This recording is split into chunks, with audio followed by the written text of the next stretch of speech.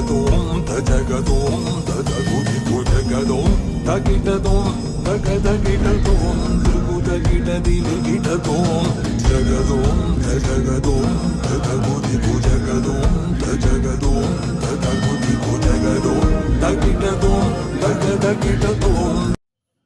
அனைவருக்கும் வணக்கம். நம்ம இன்னைக்கு இந்த வீடியோவில் 12 ராசிக்காரர்களை பற்றின டீட்டெயில் தெரிஞ்சுக்க போகிறோம். ஒவ்வொரு ராசிக்காரர்களுமே ஒவ்வொரு விதத்தில் தனித்துவம் வாய்ந்தவங்களாக இருப்பாங்க. யார் யார் எப்படிப்பட்டவங்களாக இருப்பாங்க அப்படிங்கிறத நம்ம தெரிஞ்சுக்கிட்டோம்னாலே அவங்கள அதுக்கு தகுந்த மாதிரி நம்ம அவங்கக்கிட்ட பழகிறதுக்கும் சரி, அவங்கக்கிட்ட நம்ம ஒரு காரியம் சாதிக்கிறதுக்கும் சரி, ஒரு காரியத்துக்கு நம்ம அவங்கள பயன்படுத்தும் போதும் சரி, இவங்ககிட்ட நம்ம இப்படி நடந்துக்கிட்டோம்னா இந்த காரியம் நமக்கு இவங்க செஞ்சு கொடுப்பாங்க, இன்னொன்று இவங்களால இந்த காரியம்லாம் செய்ய முடியும் அப்படிங்கிறதெல்லாம் நம்ம தெரிஞ்சுக்கலாம். இப்போ இந்த 12 ராசிக்காரர்கள் ஒரு நட்பு வட்டத்தில் இருக்காங்கன்னு வச்சுங்களேன். அப்போ ஒவ்வொருத்தருக்குள்ளேயும் யார் யார் என்னென்ன மாதிரி திறமை அப்படின்னு சொல்லி பார்ப்போம் இல்லைங்களா? அதுதாங்க இப்போ நம்ம தெரிஞ்சுக்க போகிறோம். இந்த 12 ராசிகள் மேஷம், ரிஷபம், மிதுனம், கடகம், சிம்மம், கன்னி, துலாம், விருச்சகம், தனுசு, மகரம், கும்பம், மீனம். இது எல்லாத்துக்குமே தெரியும் சரிங்களா? இதில் ஒவ்வொரு ராசிக்குள்ளேயும் 3 நட்சத்திரம் இருக்கும். இப்போ நம்ம நட்சத்திரத்தை ஃபோக்கஸ் பண்ணி நம்ம இங்கே தகவல் கொடுக்க போகிறது கிடையாது. ஒரு ராசியை எடுத்துக்கிறோம். இப்போ ஃபஸ்ட்டு வந்து நம்ம மேஷம். இந்த மேஷம் அப்படிங்கிறவங்க எப்படி இருப்பாங்க அப்படின்னு பார்த்தீங்கன்னா, முதல்ல இவங்களுக்கு அதிகாரம் அப்படிங்கிறது கொஞ்சம் அதிகமாகவே எதிர்பார்ப்பாங்க. இவங்கக்கிட்ட எப்பா நீ இந்த பொறுப்பை பார்த்துக்கப்பா அப்படின்னு யாராவது சொல்ல மாட்டாங்களா அப்படிங்கிறத ரொம்ப எதிர்பார்ப்பாங்க. இன்னொன்று, இந்த ராசிக்காரங்க எப்படி இருப்பாங்கன்னா, ஒரு கட்டுமஸ்தான உடம்பு. பார்த்தால ஆணாக இருந்தாலும் பெண்ணாக இருந்தாலும் நல்லா ஃபிட்டாக இருப்பாங்க. ஆணாக இருந்தால் நல்லா கம்பீரமாக இருக்கான்ப்பா, அவனுக்கு என்னப்பா அப்படின்னு சொல்லுவாங்க. பெண்ணாக இருந்தால் பாரு கும்முன்னு இருக்கா அப்படின்னு சொல்லுவாங்க இல்லைங்களா? அதாவது ஒரு லேடி போலீஸ் இருந்தாங்கன்னா எப்படி இருப்பாங்க, அந்த அவங்கள பார்த்தாலே ஒரு பயம் வர்ற மாதிரி இருப்பாங்க இல்லைங்களா? அந்த மாதிரின்னு வச்சுங்களேன். அதாவது நல்ல உடல்வாகுங்கிறது நல்லா கட்டுமஸ்தாக இருப்பாங்க அப்படிங்கிறது மேஷ ராசிக்கே உண்டான குணம். இவங்களுக்கு பார்த்திங்கன்னா இளைய சகோதரம் அப்படிங்கிறது பார்த்திங்கன்னா கொஞ்சம் தொந்தரவு கொடுக்கக்கூடிய ஒரு அமைப்பு தான். அதே மாதிரி மூத்த சகோதரம் அப்படிங்கிறதும் தொந்தரவு கொடுக்கக்கூடிய ஒரு அமைப்பு தான். இந்த மேஷ ராசிக்காரங்களை பொறுத்த வரைக்கும் பார்த்திங்கன்னா தன் கையே தனக்குதவி அப்படிம்பாங்க. இவங்க லைஃப்பில் இவங்க தான் கையை ஊனி கரணமே போட முடியும். இவங்க லைஃப்பில் வந்து இவங்களாதான் மேலே வர முடியும் அப்படிங்கிறத முதல்ல நம்ம தெரிஞ்சுக்கணும் சரிங்களா? இவங்களுக்கு வந்து வேலை வேலை வேலை வேலை அப்படிங்கிறது என்ன அதிகமாக இருந்துகிட்டே இருக்கும். ஆனால் அதில் தான் ஒரு நிலையான இடம் பிடிக்கிறதுக்கு போராட்டமும் இருக்கும். இது மேஷராசிக்காரங்களுக்கு. அடுத்து நம்ம பார்க்க போகிறது ரிஷப ராசிக்காரங்க. இந்த ரிஷப ராசிக்காரங்க எப்படிப்பட்டவங்க அப்படின்னு சொல்லி பார்த்தீங்கன்னா, இவங்களுக்கு வந்து நம்ம இருக்கிற இடத்துல எல்லாமே சுத்தமாக இருக்கணும், கரெக்டாக இருக்கணும், நீட்டாக இருக்கணும் அப்படிங்கிறதுல எப்பவுமே கரெக்டாக இருப்பாங்க. இவங்க ஒரு ட்ரெஸ் பண்ணுறது முதல் கொண்டு பார்த்திங்கன்னா அவ்வளோ பர்ஃபெக்ஷனாக இருக்கும் இவங்கக்கிட்ட. இவங்களுக்கு எல்லாமே என்ன சொல்கிறதுங்க, பார்க்குறவங்க பேசுகிறவங்க எல்லாருமே இவங்ககிட்ட ஈஸியாக அட்டாச் ஆகிடுவாங்க. இவங்களை பொறுத்த வரைக்கும் பார்த்திங்கன்னா ஒரு காரியம் ஆகணும்னு சொன்னாங்கன்னா இவங்களா உள்ளே இறங்கி வேலை செய்கிறது அப்படிங்கிறத விட அடுத்தவங்ககிட்ட ஆர்டர் போட்டு இதை செஞ்சு கொடுங்க அதை செஞ்சு கொடுங்க அப்படின்னு சொல்லி கேட்குறது தான் இவங்களுக்கு ரொம்பவுமே பிடிக்கும். அப்படி சொல்கிறது தான் இவங்களுக்கும் நடக்கும். இவங்களுக்கு தொழிலை பற்றி பார்த்திங்கன்னா பிரச்சனையே கிடையாது. தொழில் வந்து ஒரு நல்ல தொழில் இவங்களுக்கு அமைஞ்சிடும். ஆனால் அந்த தொழில் செய்கிற இடத்துல இவங்க தூங்க மட்டும் கூடாது. இவங்களை பொறுத்த வரைக்கும் எப்படின்னு கேட்டிங்கன்னா, தொழில் செய்கிற இடத்துல இவங்க தூங்குனாங்கன்னா இவங்களுக்கு வந்து தொந்தரவு கொடுக்கக்கூடிய ஒரு அமைப்பு. இவங்களுக்கு பார்த்திங்கன்னா கௌரவம் அப்படிங்கிறத ரொம்பவுமே அதிகமாகவே எதிர்பார்ப்பாங்க. அதே மாதிரி அடுத்தவங்க மனசுக்குள்ளே என்னென்னலாம் இருக்குது அப்படிங்கிறத ஈஸியாக புரிஞ்சுப்பாங்க. யாராவது ஏதாவது ஒரு உதவி அப்படின்னு சொல்லி கேட்டாங்க அப்படின்னா அதை வந்து செஞ்சு கொடுக்கறதுல கொஞ்சம் கூட தயங்கவே மாட்டாங்க. வாங்க நான் இருக்கேன், வாங்க பார்த்துக்கலாம் அப்படின்னு சொல்லிட்டு வருவாங்க. அப்படிப்பட்ட குணம் இந்த ரிஷப ராசிக்காரங்களுக்கு இருக்குது. அடுத்து நம்ம பார்க்க போகிறது மிதுன ராசி. இந்த மிதுன ராசிக்காரங்களை பொறுத்த வரைக்கும் எப்படின்னு கேட்டிங்கன்னா, வாழ்க்கையில் இருக்கிறதுலே ரொம்ப கலகலப்பாக இருக்கக்கூடியவங்க யார் அப்படின்னு சொல்லி பார்த்தா இந்த மிதுன ராசிக்காரங்க தான். இந்த மிதுன ராசிக்காரங்க தான் பார்த்திங்கன்னா, அதாவது காதல் அப்படிங்கிறது ரொம்ப அதிகமாக எண்ணங்கள் இவங்களுக்குள்ளே இருந்துகிட்டே இருக்கும். அதே நேரத்தில் காமெடி சென்ஸ் இவங்களுக்கு அதிகமாக இருக்கும். இந்த டைமிங் காமெடியெல்லாம் கொடுப்பாங்க தெரியுங்களா, நம்ம ஒன்று பேசும்போது டக்குன்னு ஒரு கவுண்டர் கொடுத்து நம்மளை எல்லாத்தையும் சிரிக்க வைக்கிறது அப்படிங்கிறது இந்த மிதுன ராசிக்காரங்க தான்.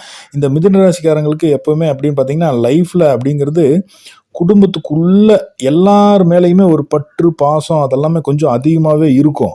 ஆனால் இவங்களுக்கு அந்த பற்று பாசம் அதிகமாக கிடைக்குதா அப்படின்னு சொல்லி பார்த்தா அதில் ஒரு கேள்விக்குறியாக தான் இருக்கும். இந்த மிதுன ராசிக்காரங்களுக்கு வாழ்க்கையில் 2 விஷயம் மட்டும் நல்லா அமைஞ்சிருச்சுன்னு வச்சிங்களேன், அவங்க லைஃப்பில் சூப்பராக இருப்பாங்க. அதில் முதல் ஒன்று என்ன அப்படின்னு சொல்லி பார்த்தீங்கன்னா மனைவி.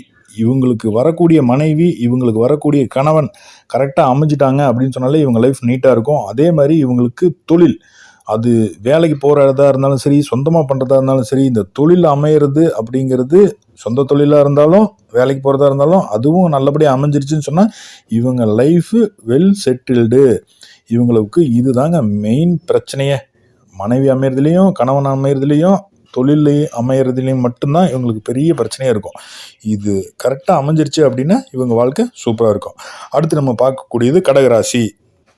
இந்த கடகராசிக்காரங்க பார்த்திங்கன்னா ஒரு கள்ளங்கபடம் இல்லாத ஒரு ராசி அப்படின்னே சொல்லலாம். நல்ல இந்த 12 ராசிகளில் ஒரு 3-4 ராசி வந்து நல்ல ராசின்னு சொல்லுவாங்க.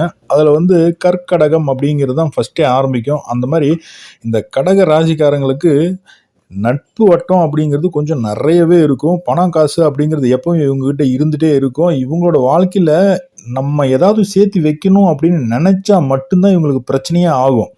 அதே மாதிரி இவங்க வந்து வாழ்க்கையில் ஏதோ ஒன்று எதிர்பார்க்குறாங்கன்னு வச்சுங்களேன், இது நடந்தால் நல்லது, இது நடந்தால் நல்லது, இது கிடைச்சா நல்லது அப்படின்னு சொல்லி பார்ப்பாங்க. அந்த ஒன்று தான் இவங்களை போட்டு வாட்டி எடுக்கும். இவங்களை பொறுத்த வரைக்கும் தொழில் அப்படிங்கிறது ரொம்ப பாடுபட்டு தான் இவங்களுக்கு கிடைக்கும். அவ்வளோ சீக்கிரம் கிடைக்கவே கிடைக்காது. இவங்களுக்கு பார்த்தீங்கன்னா குழந்தைக்கு ரொம்ப முக்கியத்துவம் கொடுத்து இவங்க குழந்தைகிட்ட அதிகமாக கொஞ்சிட்டே இருந்தாங்க அப்படின்னு சொல்லி சொன்னால் இவங்களுக்கு வந்து லைஃப்பில் வந்து பெரிய பெரிய பிரச்சனையெல்லாம் வர்றதுக்கு அதுவே ஒரு காரணமாக இருக்கும். குழந்தை மேலே பெரிய ஒரு பற்று இல்லாமல் எந்த பெற்றோராலையும் இருக்க முடியாது. இவங்க எப்படின்னு கேட்டிங்கன்னா, பெற்றவங்க கூட இருக்கிறாங்க அப்படின்னா, அம்மா நீ பார்த்துக்க, அப்பா நீங்கள் பார்த்துக்க, பாட்டி நீ பார்த்துக்க பையனை, நான் வேலைக்கு போயிட்டு வரேன் அப்படின்னு சொல்லிட்டு அந்த மாதிரி கொஞ்சம் விட்டு கொடுத்து இருந்தாங்க அப்படின்னா இவங்க லைஃப் நல்லாயிருக்கும். இவங்களை பொறுத்த வரைக்கும் தலைமை பதவி அப்படிங்கிறதெல்லாம் இவங்களுக்கு வந்து தேவையே கிடையாதுங்கிற மாதிரி இருப்பாங்க. ஆனாலும் இவங்கக்கிட்ட வலுக்கட்டாயமாக வந்து நீங்கள் இந்த பொறுப்பில் இருங்க அப்படின்னு சொல்லி கொடுப்பாங்க. அந்த மாதிரி ஒரு சூழ்நிலையெல்லாம் இந்த கடகராசிக்காரங்களுக்கு அமையும். அடுத்து நம்ம பார்க்க போகிறது சிம்ம ராசி. இந்த சிம்ம ராசிக்காரங்களை பொறுத்த வரைக்கும் பார்த்தீங்கன்னா நிறைய விஷயங்கள் அவங்களுக்குள்ள தெரிஞ்சே வச்சுருப்பாங்க. ஆட்டோமேட்டிக்காக இவங்க மனசுக்குள்ளேயே ஒரு இன்ட்யூஷன் பவர் இருந்துகிட்டே இருக்கும். லைஃப்பை இப்படி தான் வாழணும் அப்படி தான் வாழணும் அப்படிங்கிறதுல ரொம்பவுமே இவங்க மனசுக்குள்ளே ஒரு கற்பனா சக்தியும் இருந்துகிட்டே இருக்கும். அதுக்கு தகுந்த மாதிரி தான் கால்குலேஷன் போட்டும் வாழ்வாங்க. இவங்களோட பேச்சுக்கு அப்படிங்கிறது அதிகமாக மக்கள் வந்து அதிகமாக ஒரு மதிப்பு மரியாதை கொடுக்கணும் அப்படிங்கிறத எதிர்பார்ப்பாங்க. அதுக்கு தகுந்த மாதிரி தான் இவங்களும் பேசுவாங்க. இவங்களுக்கு வாழ்க்கையில் எப்பவுமே பார்த்திங்கன்னா இளைய சகோதரம் அப்படிங்கிறது கொஞ்சம் அதிகமாக தொந்தரவு கொடுக்கக்கூடிய ஒரு அமைப்பு தான். ஆனால் மூத்த சகோதரம் அப்படிங்கிறது இவங்களுக்கு நல்ல ஒரு பலமாக இருக்கும். இவங்களுக்கு வேலை அப்படிங்கிறது கிடைக்கிறதுங்கிறது கொஞ்சம் கரெக்டாக ஒரு தொந்தரவு கொடுக்குற மாதிரி ஒரு அமைப்பு தான் இருக்கும். இவங்களுக்கு வாழ்க்கை துணை நல்லபடியாக அமைஞ்சிடும். ஆனாலும் இவங்களுக்கு வேலை செய்கிற இடத்துல ஒரு மதிப்பு மரியாதை இதெல்லாம் கிடைக்கணும் அப்படிங்கிறதுக்காக பார்க்கும்போது தான் இவங்களுக்கு தொந்தரவே நிறையா இருக்கும். இவங்களை பொறுத்த வரைக்கும் லைஃப்பில் நல்லா இருக்கணும், சூப்பராக இருக்கணும், அருமையாக இருக்கணும் அப்படின்னு சொல்லி தான் பார்ப்பாங்க. இவங்களுக்கு வேலை செய்கிற இடத்துல ஒரு நல்ல ஒரு அண்டர்ஸ்டாண்டிங் இருக்கக்கூடிய ஒரு நண்பர்கள் வட்டம் மட்டும் கிடைச்சிருச்சுன்னு சொன்னால் இவங்க வாழ்க்கையில் சூப்பராக ஒரு நிம்மதியான ஒரு வாழ்க்கை வாழ்ந்தேன் அப்படின்னு சொல்கிற மாதிரி தான் இருப்பாங்க. அடுத்து நம்ம பார்க்க போகிறது கன்னிராசி. இந்த கன்னிராசிக்காரங்களை பார்த்தோம்னா இவங்க எப்படின்னா மதிப்பு மரியாதை அப்படிங்கிறது இவங்க பேச்சில் நல்லாவே இருக்கும். டக்குன்னு நம்மகிட்ட கேட்குற கேள்விகள்லாம் கடகடன்னு பதில் சொல்ல மாட்டாங்க. அப்படியே பொறுமையாக பார்த்து நிதானமாக யோசிச்சு தான் பதிலே பேசுவாங்க. பார்வையிலேயே அடுத்தவங்களை வந்து மனசுக்குள்ளே ஒரு கால்குலேஷன் போடுவாங்க. அதே நேரத்தில் ரொம்பவுமே வீரமானவங்களும் இவங்க தான். டக்குன்னு ஒரு முடிவு எடுத்து ஒரு வேலை செய்யணும் அப்படின்னு சொன்னால் அந்த வேலையை டக்குன்னு செஞ்சு கொடுக்கக்கூடிய ஆற்றல் இவங்களுக்கு இருக்குது. இந்த கன்னிராசிக்காரங்க அப்படிங்கிறது வெளுத்ததெல்லாம் பாலுன்னு அதிகமாக நம்பக்கூடியவங்க. ஈஸியாக அடுத்தவங்க பேச்சில் கேட்டு ஏமாறக்கூடிய குணமும் இவங்களுக்குள்ளே இருக்கும். இவங்களுக்கு என்னென்னு கேட்டிங்கன்னா வாழ்க்கை துணை அப்படிங்கிறது நல்லபடியாக அமைஞ்சிருச்சு அப்படின்னா இவங்களுக்கு வாழ்க்கையில் எந்த தொந்தரவும் இல்லை. இவங்களுக்கு அதேமாதிரி தான் வேலை அப்படிங்கிறது செட் ஆகிறதுல பெரிய போராட்டங்கள் இருந்துகிட்டே இருக்கும்.